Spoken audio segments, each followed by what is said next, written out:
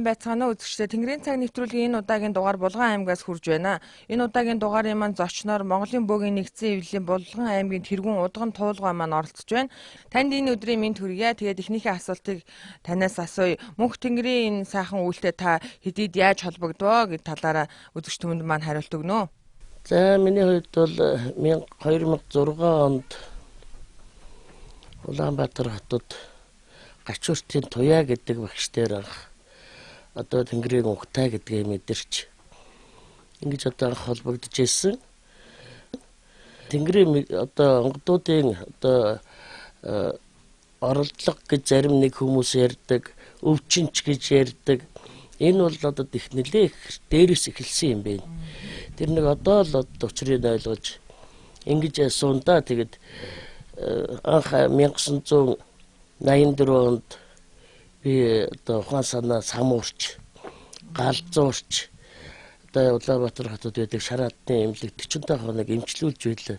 За үүнээс хойш тэгээд энэ онгодны оролдлогууд, онгод тэнгэрийн мэдүүлгүүд бол хүнд олон янзаар ирдэг гэдгийг одоо энэ өнгөрсөн жилүүдээр эргүүлээд харж суухад, бодож суухад өөрт санаж бодох юм.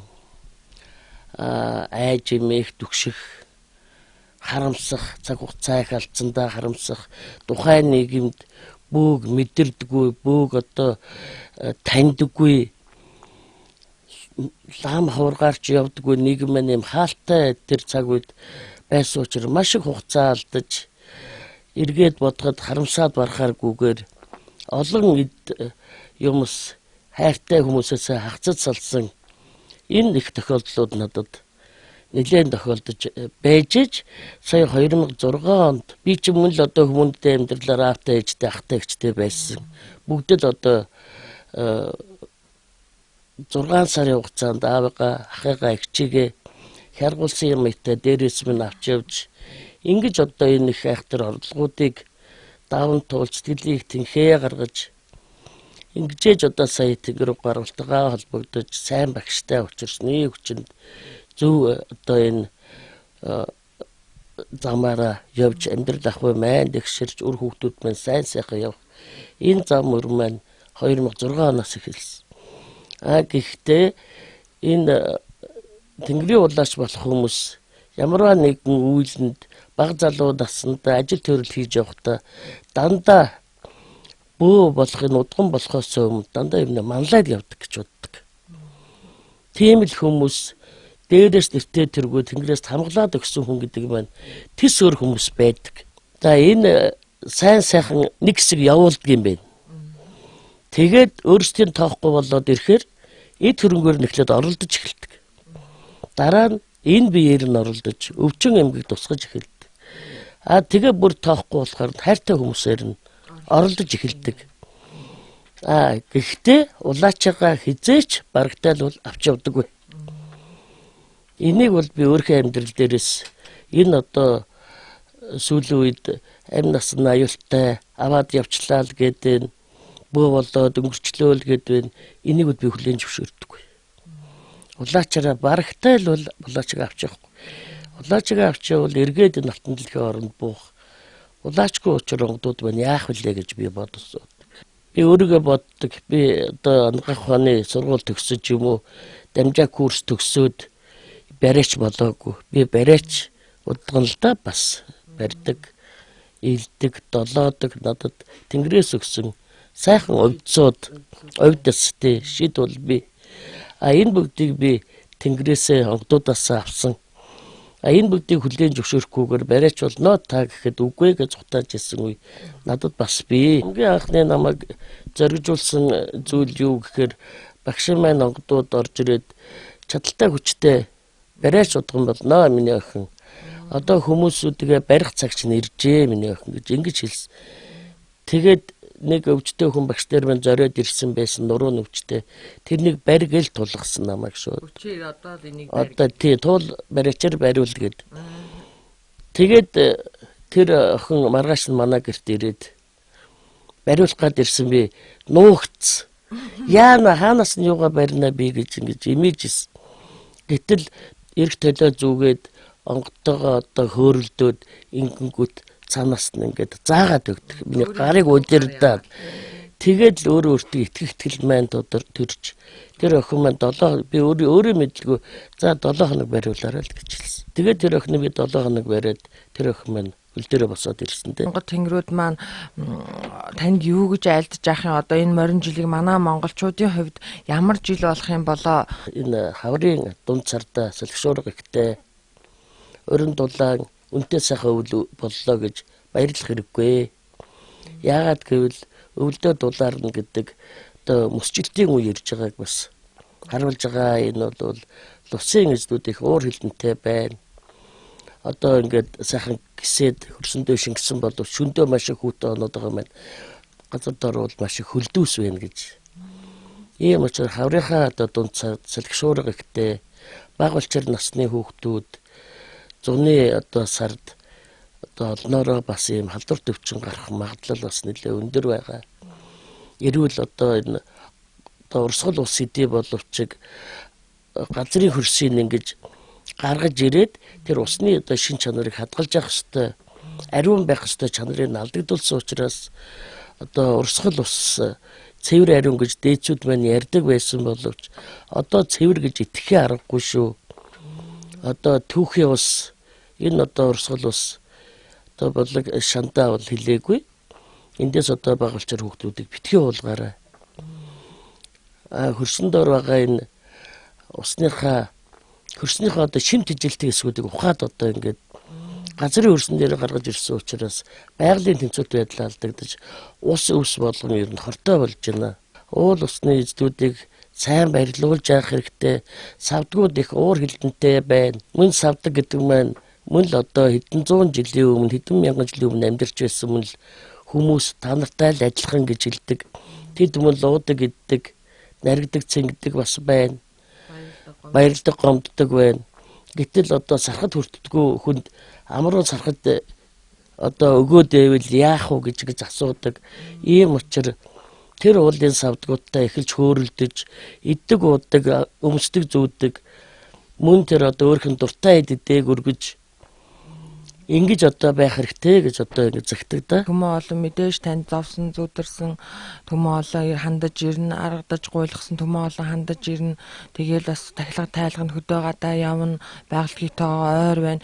Энэ явдал тань нэг юм сайхан идлэг, шидлэг тийм өвдөс шингэсэн сайхан үйлүүд их гайхалтай одоо үгээр хэлээд одоо яаж тайлбарлах арга гайхалтай юмнууд тохиолдож исэн баг. Эннээсээ та манай үзэгч олонд сонирхуулаад ярьж хөрөлдөж өгөөч ээ. Би удган болоод 8 жил болоход эхний 3 жил би хүний үйлээ хийж байгаагүй. Дандаа багшаагаа дагаж бөөлж, багшаасаа сурж, өөрөө бөө гэж ямар хүн байх ёстой юм. Бөө гэж юу юм? Би ямар ч мэдлэггүйгээр бөө болсон. Хинч намайг зааж сургаагүй.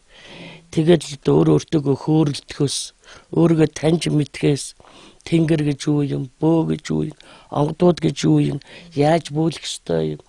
Энэ бүгдийг би бас багшаагаа харахыг харж, багшаасаа авахыг авч хаягыг хайж 3 жилийн дараанаас эхлээд би одоо өөрийгөө ер нь бөө болж үзэл хардаг мэрэг төрлөг өвд цанаас өөр аянд ороод ирдэг. Нэг өдөр л зүгээр хүнтэй ярьж сууж яснаа л тэр хүн над дээр орж иж үзүүлэх гэж ирсэн. Ингээд сууж ятал гинтгэл хүүхдүүд манд гайхсан гэж. Арц аваад иргээд. Яах гэж юм бол ээж уугуулах гэж байгаа юм бол ус би арц уугуулдгүй байсан л да дангаар уугуул. Нэг өдөр хүнийхээ үйлийг бас ингээд мэрэглээ сууж ятал арц аваад иргээд гэсэн хүүхэд арцвсараад цаас аваад ир гэж хэлсэн. Би тэр явцыг бол өөрөө сайн мэдрээгүй бас. Гэтэ энэ байгаа би ярил сууж ирсэн.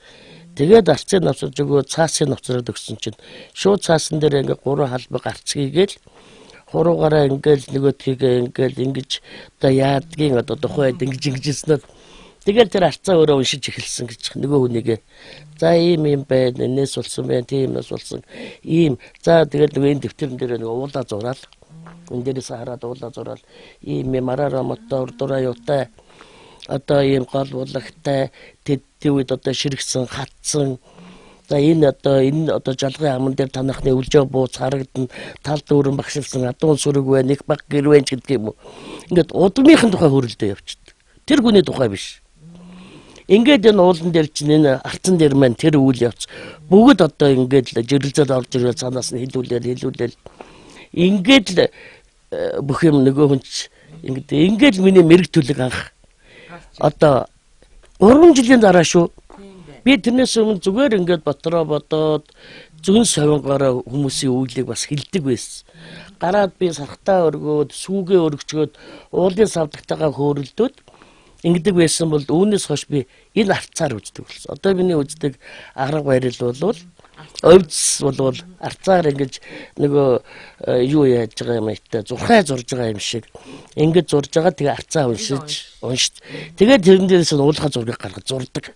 Одоо Булган аймгийн Дишиг сумын Уушка гэдэг уул сүлд нэрээ олоод ирсэн байд. Мэдхгүй гэдэг хүмүүс. Өөд мэдхгүй нь бол. За чи яваад хөгшин настай хүмүүсээс очиод судлаад ирээ гэхээр зэрэг нөгөө уулаа олсон шүү манай өвөө амьдэрч явсан Уушка гэдэг нэртэй уул байна гэд жишээ нь.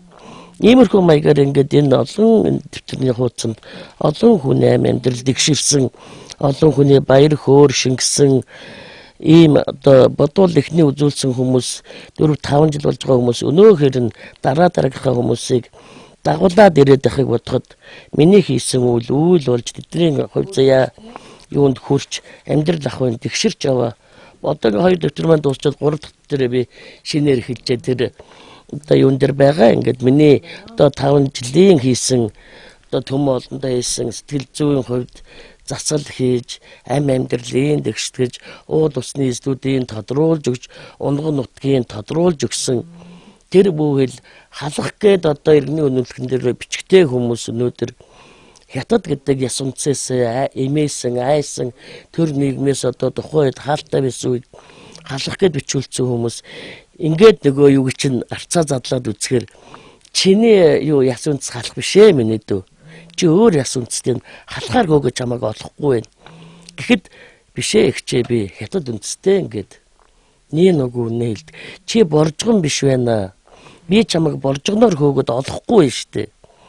Гэхэд бишээ би торгуудаа гэд ингэж их чинь гол нь миний бас нэг мэрэг төлөвний маань одоо бусад хүмүүсийг би яаж үздэг хардаг бөөгийн бөөлөхөр бүжин тулаан дэгдгөр гэдэг шиг бусдыг бол би мэдэхгүй. Миний одоо энэ одоо тэнгэрийн маань, онгодын маань өвдс юм да, миний өвдс биш. Тэгээ ийм л одоо юугаар хүмүүсээ үзэж, ингэж одоо баярлуулж тэр бүхэл одоо дундуураасаа дэше эмгтэй хүн гардаггүй.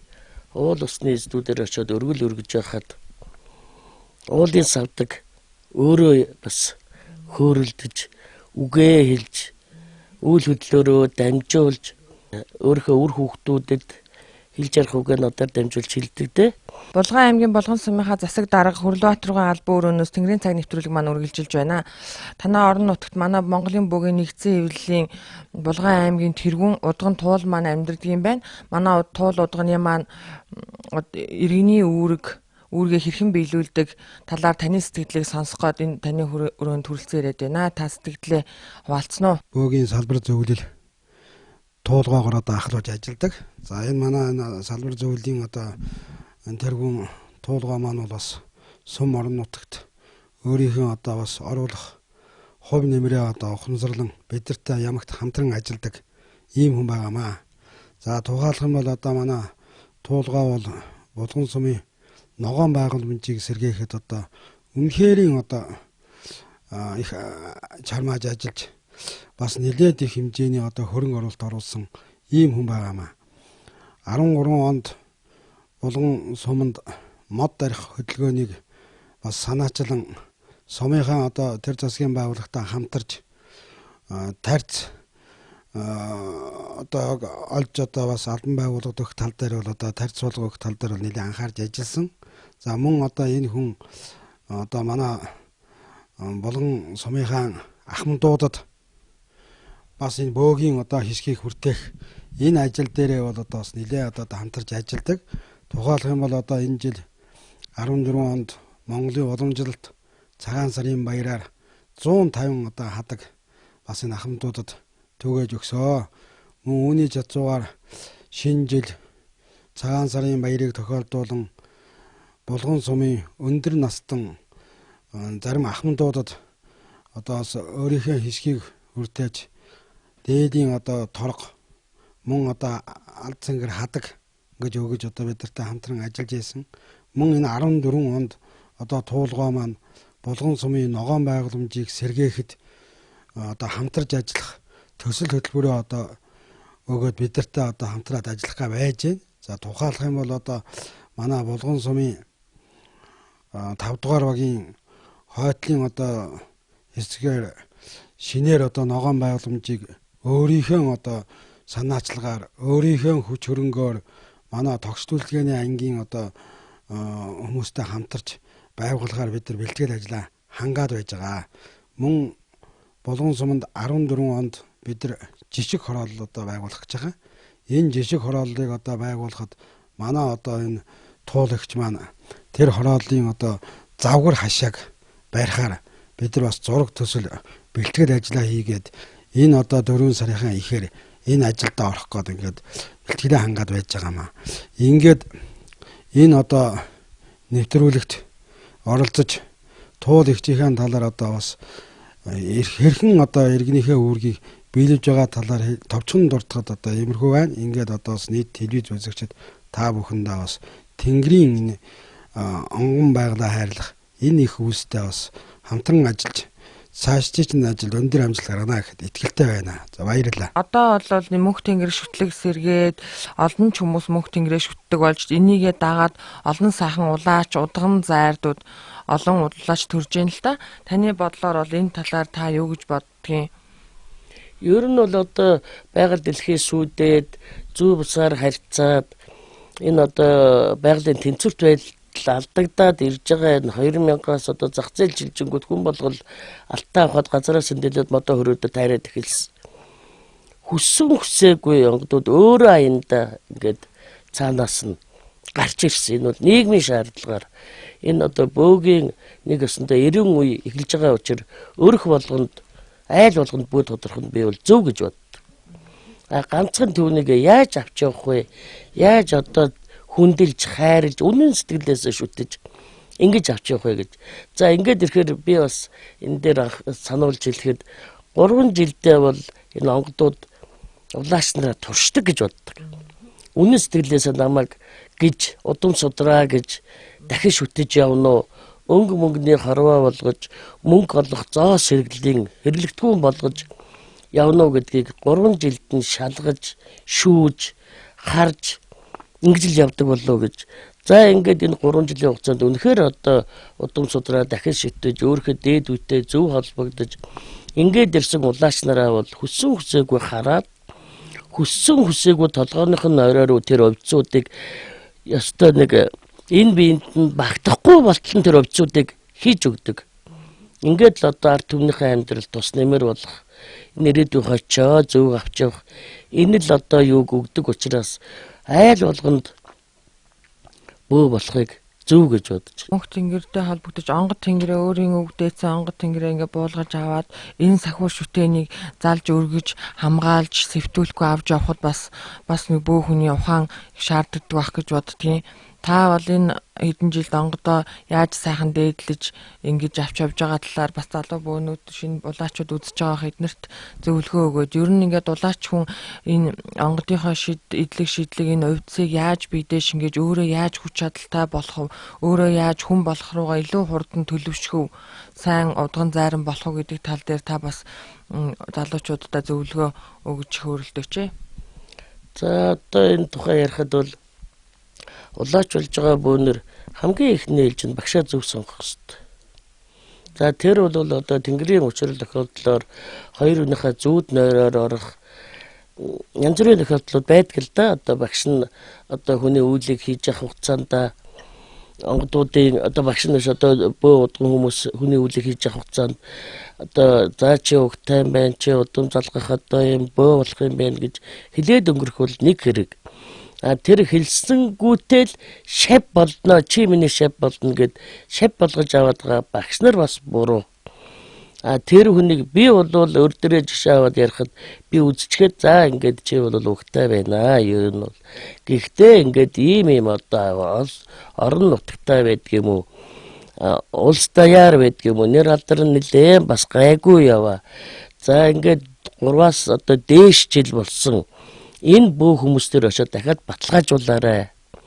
За ингээд 2 3 хүн дамжаад үзүүлээд явхаар чинь чамд өөрийн гэсэн багшаа сонгох энэ одоо мэдрэмж чамд өөрт ч орж чи өөрөө тэртээ тэргүй тэнгэрийн улааш болохоор заягцсан юм бол зохих хэмжээний мэдрэмж зөв бэлэг чамд заавал байх ёстой.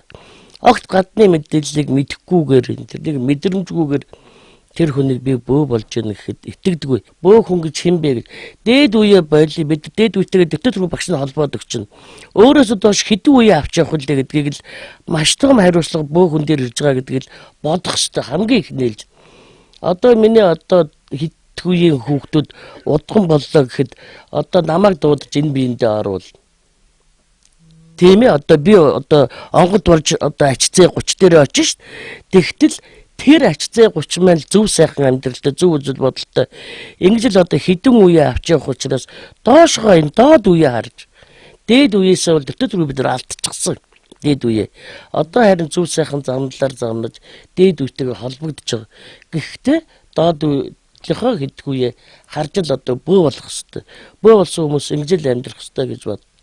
Энэ залуу хүүхдүүд өнөөдөр одоо энэ мэдээлэл харилцаа сайхан хөгжсөн байна. Интернет гэсэн сайхан энэгээр орж одоо сайн сайхан яваа, зөв үзэл бодолтой бөөндрийн тухай амьдралыг үзэж, онгодуудын сургаал айл дүрийг сонсож, өөрсдөө уншиж, судалж, энэ биеэ бэлдснийхаа дараа сэтгэл зүйн хувьд бөө болоход бэлэн болсныхаа дараа л энэ одоо хүндтэй, хариуцлагатай энэ одоо хуйг өмсгөлийг өмсөж төмөө олныхоо үйлийг хийх гэж байгаа бөө гэж өөрийгөө зарлж тунхаглах хэрэгтэй дээ.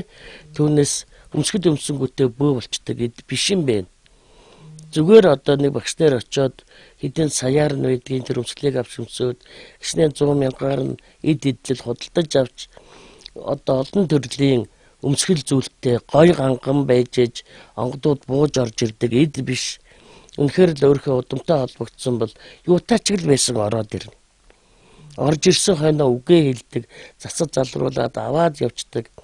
Гэтэл одоо өнөөдөр энэ их айхтар олон янзын ангийн арьснууд нөмрөөд л чихмэлүүдийг одоо яаж явзаар нь хийж тавиал ингээд одоо бөө болчиход байгаа ч юм биш л дээ. Энэ бол одоо мөн л одоо нэг байгалийнхаа эсрэг ан амтан аратан жигүүртэнтэйгээ зүү усаар хальцах зам өрийг нь тавьж өгөөд байна. Энийг орлуулдаг, домондог янз бүрийн аргууд байдаг.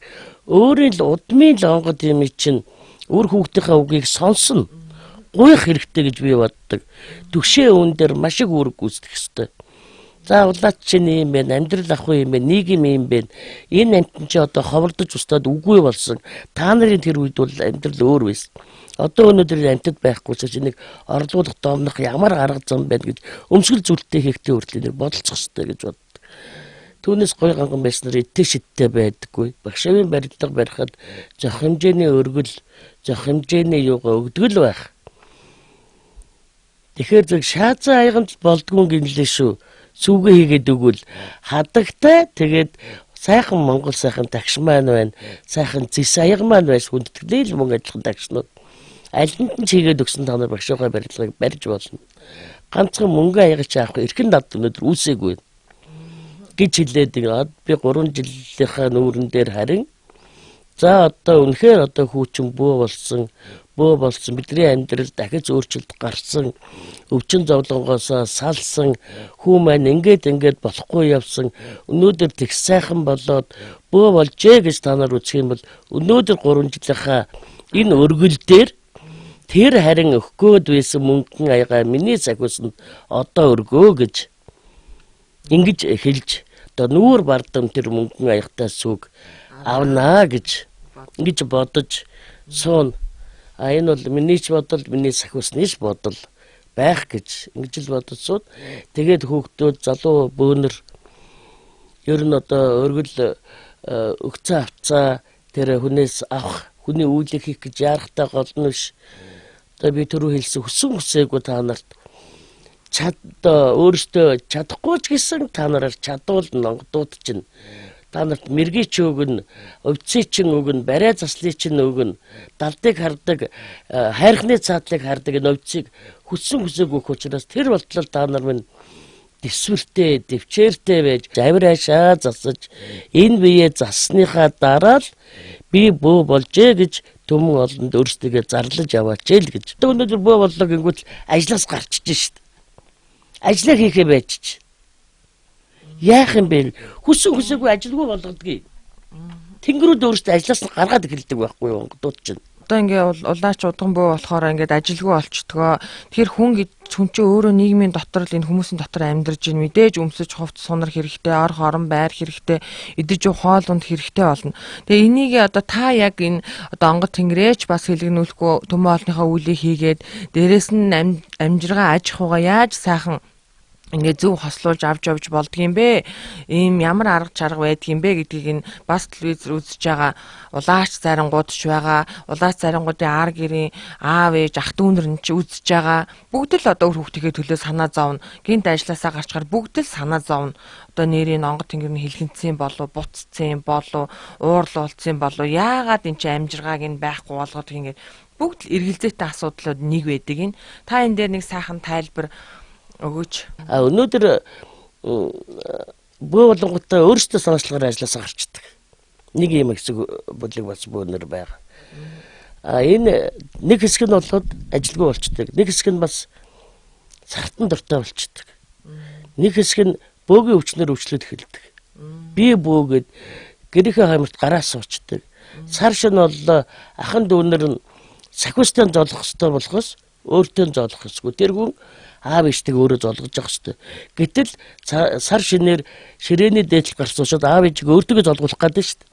Энд чинь бөөгөр өвчлөд эхэлж байгааг анхны шинж тэмдэг. Би бөө болцсон ахан дүүнэр бүгдээрээ цугал манад хүчээр миний өвөтөө уулз.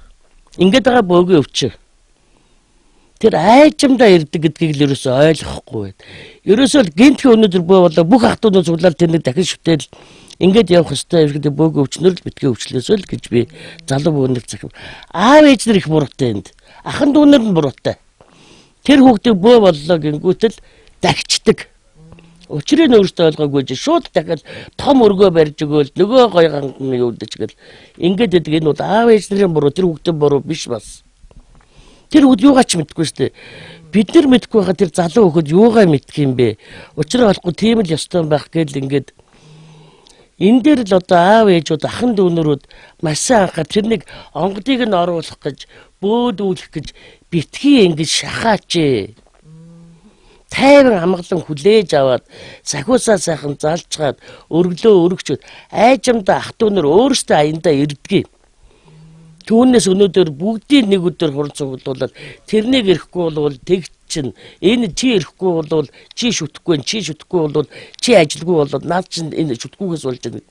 Энэ бол буруу гэж л ингэж боддог. За тэгээд энэ ажил төрөлтэй холбоотойгоор ингэхийг одоо ажилгүй болсон гэж би түрүү ярьсан. Гэхдээ ажилгүй болохтой хүн зөвхөн энэ бөө мөргөлийнхөө энэ төмөн олдны өргөлөөр амьдраад явна гэхэд бол учир дутагдaltaй. Зарим өдөр хүн ирэн зарим өдөр нь хүн ирэхгүй. Тийм ээ? Одоо 10 хоног хүн ирэхгүй бол хүмүүсийн амьдрал тэгшрээ сайжирчул яах юм? Гэх мэтчлэнгээр ер нь бол хүн зайлшгүй хөдөлжил явах хэрэгтэй, хөдөлмөрлжил явах хэрэгтэй гэдэг би миний аав ээж их хөдөлмөрч хүмүүс байсан. Түүнээс уламжлаад би мөн өөрөө бас их өөрийгөө хөдөлмөрч гэж боддог, зүгээр сууж чаддгүй. Тэнгэрийн үйлийг хийгээд ингээ явж хахад өөрөө ирэхгүй хүсээгүй байгаль дэлхийтэйгээ холбогдоод ирдэг. Байгалаа хамгаалдаг, ус ургамлаа хамгаалдаг, булаг сандаа хамгаалдаг. Ингээд ирэхээр мэрэгжил маань хүрт өөрчлөгдөд эхэлж байна. Байгаль дэлхийтэйгээ харьцаж, уул усны эзлүүтэй харьцаж, савдгуудтай хөөрөлдөж явдаг хүний хувьд юу вэ? Тэднийхээ авир аашийг зөөлрүүлэх, зам өрийг нь бас ингэж төмөө олондоо уур цохолгүйгээр төмөө олныхаа харж хандаж явах зам өрийг нь засах гэж уул усныхаа савдгуудыг аргадаж тойглох. Энэ одоо миний энэ ажлыг хийх гол шалтгаан болсон. Цэхэрлэгцээр үзэж байгаа үзэгч түмэндээ хэлж хандаж хэлэх үгээ хэлнэ үү та? За бид одоо Монголын ард түмэн бид бүгдээрээ мөнгө хөх тэнгэртээ шүтэж түүнээс хүч энерги авч өр хөхтэй мөн одоо энэ хүмүүжлэр хүмүүжүүлж тэнгэрийнхаа үйлэнд үнэнч байж шинээр тодорч байгаа буюу тодорсон бөө дуудууд маань тэнгэртэй итгэдэгж тэгш дүүрэн жаргаж яваарай гэж онг тэнгэртэй явагдаж өргөө гэрээрээ илгээрээ инх амгалан төрлөөрөө төвшин амгалан амьдрахыг үлзий бэлгтэй өрөөлийг өөд нь өргөн дэвшүүлж байна та бүгдтэй. Баярлалаа. За баярлалаа. Тэнгэрийн цаг нэвтрүүлгийн энэ удаагийн дугаар энэ хүрээд өндөрлөө үзэгчдээ.